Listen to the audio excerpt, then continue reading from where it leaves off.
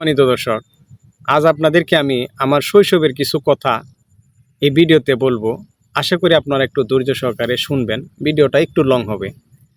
আমরা যখন ছোট ছিলাম তখন স্কুলে গেলে সাধারণত 2 টাকা 5 টাকা সাথে নিয়ে যেতাম। আর তখনকার সময়ে 4 আনা দিয়ে একটা আইসক্রিম পাওয়া যেত। তো ডেলি আমরা 4টা 5টা এমনকি 10টাও খেতাম।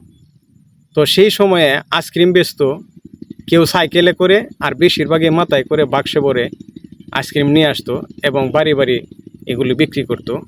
তাছাড়া স্কুলেও নিয়ে বেচতো।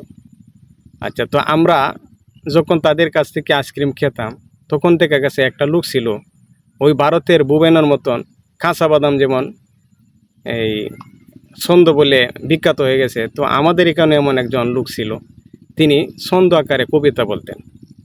আর ওনার ছন্দ শুনে আমরা দৌড়ে যেতাম এবং গিয়ে তার কাছ থেকে আমরা আইসক্রিম খেতাম। আর তার ছন্দটা হচ্ছে এরকম: হাসিনা গো হাসিনা, তোমার কথা নাসিনা, তোমার কথা নাচিয়া কেত কালাম বেচ্চা, গায়ে এলো ইন্ডিয়া বাসর এলো কামালিয়া, কামাল যদি বাঁচতে চাও ইন্ডিয়াতে চলে যাও, লাডে একটা টেঙ্গা একটা মুগুর একটা লুয়েলা একটা কায়লা একটা, শুয়ে কালে 2টা সাবায় কালে 1.5 দেহা গিল্লালে পয়সা নাই। তো সেই সময়ে একটা আইসক্রিম যেহেতু 4 আনা, আর সবচেয়ে ভালো আইসক্রিমটা 2 টাকা বেচত। তো তিনি বোঝাতে চাইছেন যে যদি গিলতে পারো তাহলে মাংনা, আর যদি সাবায়া খাও তাহলে 8 আনা, আর শুয়ে কালে 2টাই লাগবে। তো আসলে আমরা সেই সময় অনেক মজা করতাম এবং তার কাছ থেকে আমরা আইসক্রিম খেতাম। আর সেই কথাগুলো এখনও মনে পড়ে। তো কেমন লাগলো আপনারা কমেন্টে জানাবেন, এবং ভালো লাগলে লাইক কমেন্ট করবেন, আর না লাগলেও জানাবেন।